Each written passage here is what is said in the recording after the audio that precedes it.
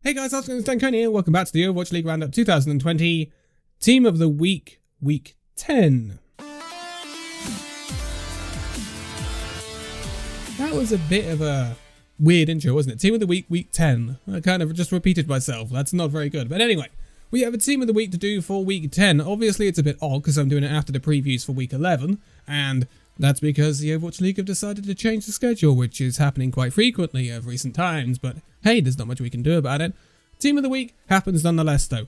And this Team of the Week is a bit of a different one because we're seeing a few different names this week. Names that haven't actually cropped onto the Team of the Week at any point this season. But there is one returning name from some of the Team of the Weeks we have seen previously this season. So, without further delay then let's get into it. And as ever we start off with our supports because basically that's where we start. Because supports should always be given credit first. Isn't that right, Overwatch people? If you're not an Overwatch person, why are you watching this video? I don't understand. Anyway, moving on. Supports then. And this first support is from the Houston Outlaws. This is Repel. So Repel, Houston Outlaws had a good week this week. They got 2 wins that they definitely should be getting if they want to be challenging for the play-ins, if nothing else. So the big part of these games, in my opinion, was Repel. Repel was making a lot of plays. He was getting really good value when he was on either the Zenyatta or the Batiste. We've seen him a bit on as well.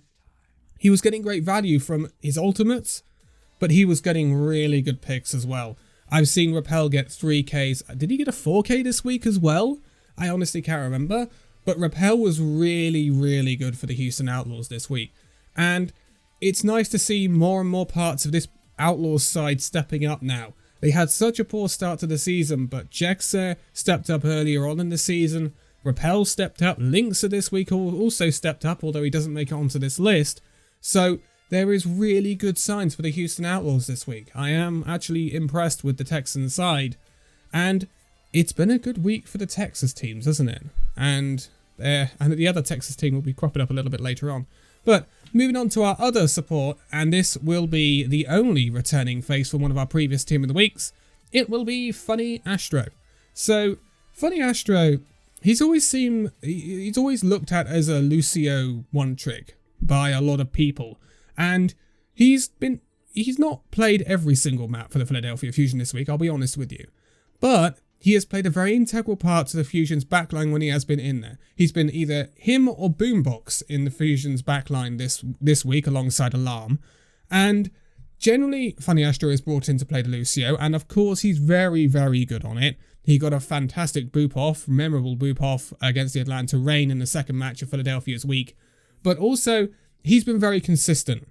He very often gets very good value with his beats. He's aggressive, but it plays well to the Fusion's style. And again, he pops off, Funny Astro, he always does. But another thing that impressed me from Funny Astro this week is we did see a bit of the Funny Astro Batiste. And he looked very good on the Batiste as well. Honestly, I think they could have kept him in on the Batiste the whole time and not subbed in Boombox. Boombox a lot of the time did play Batiste, and he was great on the Batiste, don't get me wrong, but Funny Astro was good as well. It's crazy to see how much quality the backline of the Philadelphia Fusion has right now with Alarm, Boombox and Funny Astro.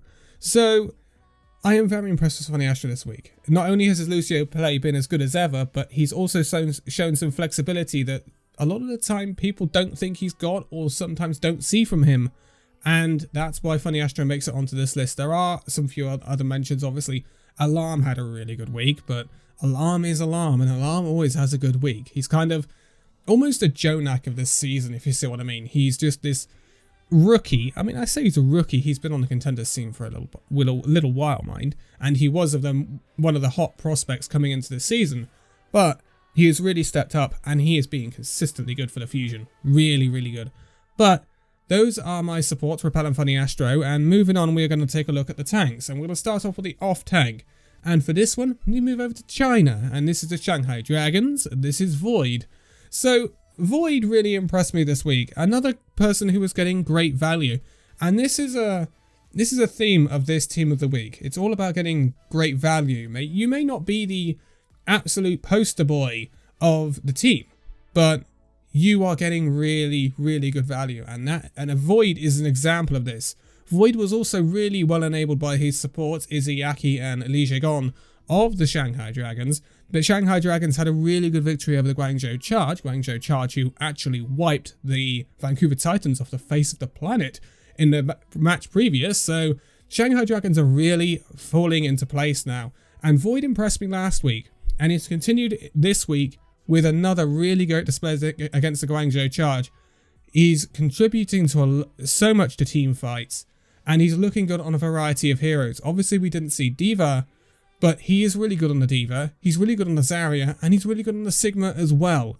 He's really impressed me, and he's kind of, I think for a lot of people, he flies under the radar sometimes, Void, but I honestly believe he is right up there with some of the best off-tanks in this league.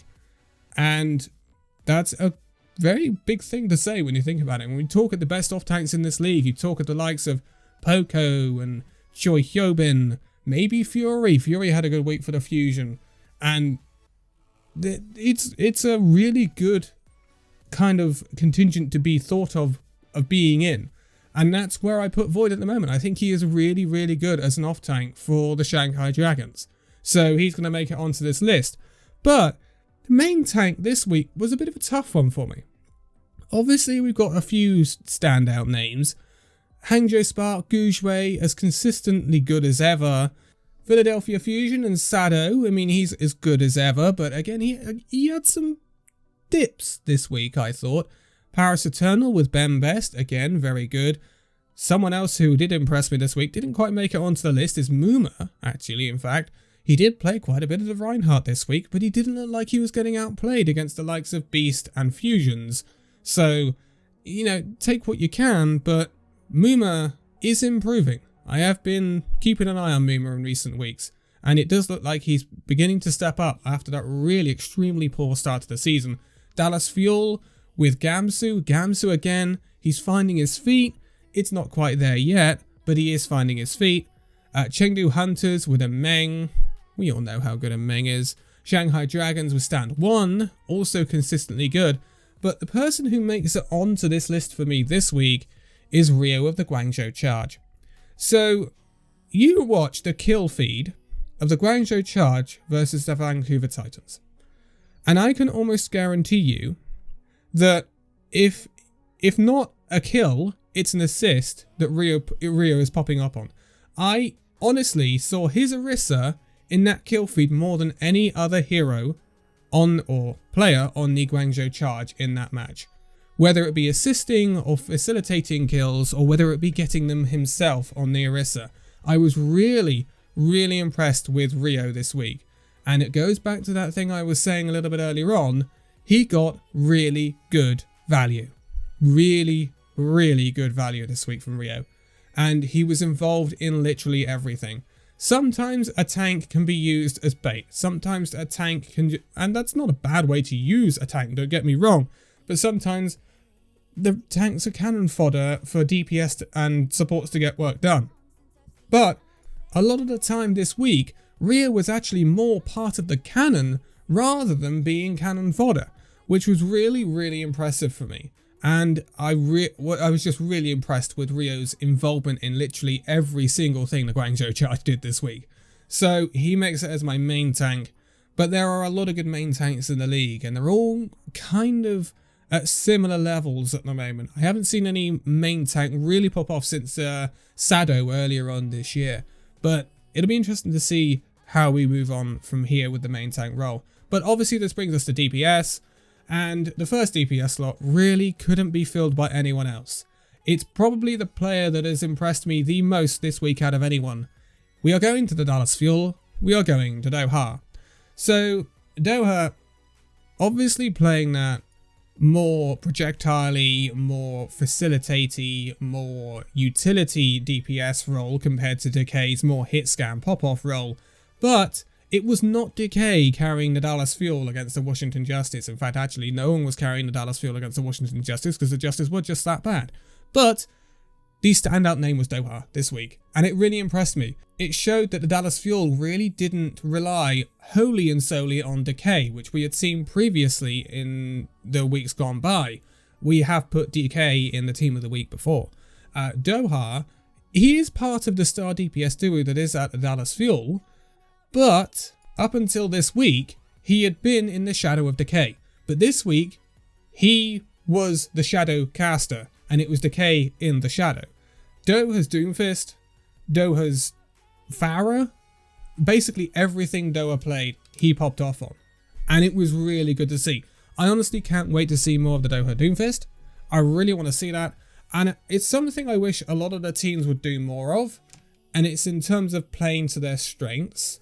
In certain respects, you can and can't do that at the Overwatch League level. You've got to play some kind of thing that's going to be close to the meta, right? Unless you're Chengdu Hunters. But playing to your strengths ever so slightly is not necessarily a bad thing. And I think Dallas Fuel could do that with the likes of Doha on Doomfist and things like that. Dallas Fuel could really, really benefit from that. And if we'd had the opportunity to see not only Decay pop off in week 1, but Doha as well, like he has this week, I think the result against the San Francisco Shock that week may have been a different story.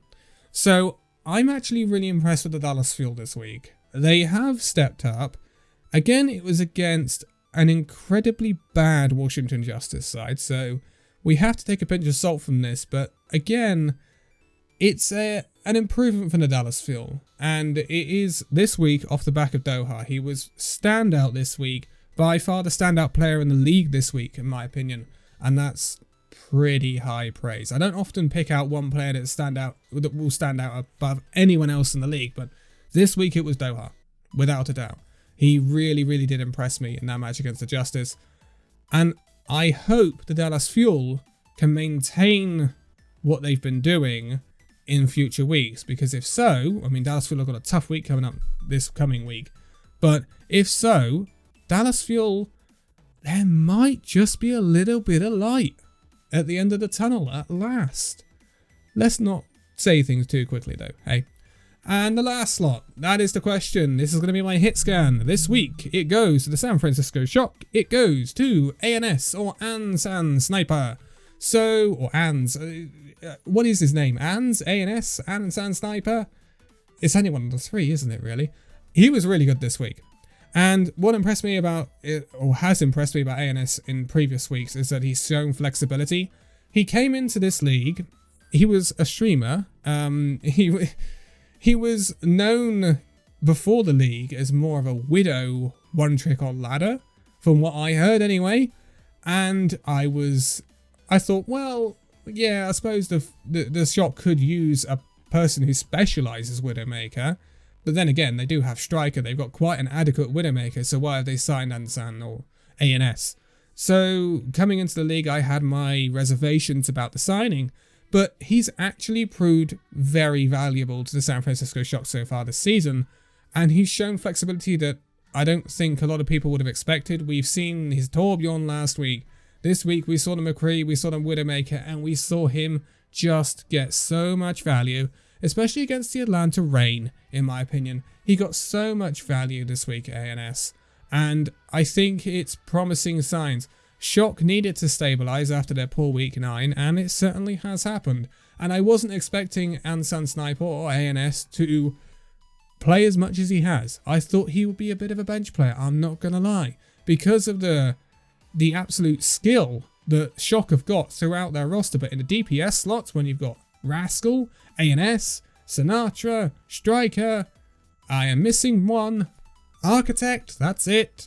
So they've got so much quality in the DPS roles, plus we've seen them flex to other roles. Remember, Rascal can play a bit of the support on the Batiste like he did last season. Architect has shown some of the crazy DPS line of this squad, and ANS has just fitted straight in, and he's actually taking spots away from really, really darn good players. And that's no joke. I'll be very interested to see how Shock keep all 5 of those DPS players happy. I wonder whether that might be because Architect's playing a bit of the support at the moment. But have you noticed something recently? We haven't seen a massive amount of Sinatra, which is interesting. And I will be keeping an eye on that going forward with the Shock, because I've been keeping an eye on Sinatra's Twitter as well. But That is my team of the week for this week. Repel, Funny Astro, Void, Rio, Doha, and ANS. Let me know in the comments below what your team of the week is. It might be different to mine. It probably will be different to mine, and we will probably have a good old debate about it in the comments section. But I think it's a bit of a different team of the week compared to what we've seen before, and I don't have proper pictures or proper official pictures for ANS or Void. So I've kind of had to either mismatch my own or get something a little bit different, so it probably looks a little bit odd down the bottom for once. But I am going to leave it here for this one. Tomorrow we are going to move on to something a little bit different, I think. It's going to be Overwatch League again, but we have a certain team to talk about that perhaps isn't doing so well at the moment. I'm sure you can probably guess which one. It plays in blue, if you hadn't noticed. Yeah, there's something going on, and we will have to have a discussion about that, but that's probably going to be tomorrow. And then I want a channel update as well, and I'm not sure when that's going to come out. But for now, thank you guys so much for watching this video. If you'd like to give a like, subscribe if you're new, and I will see you in the next video. See you then.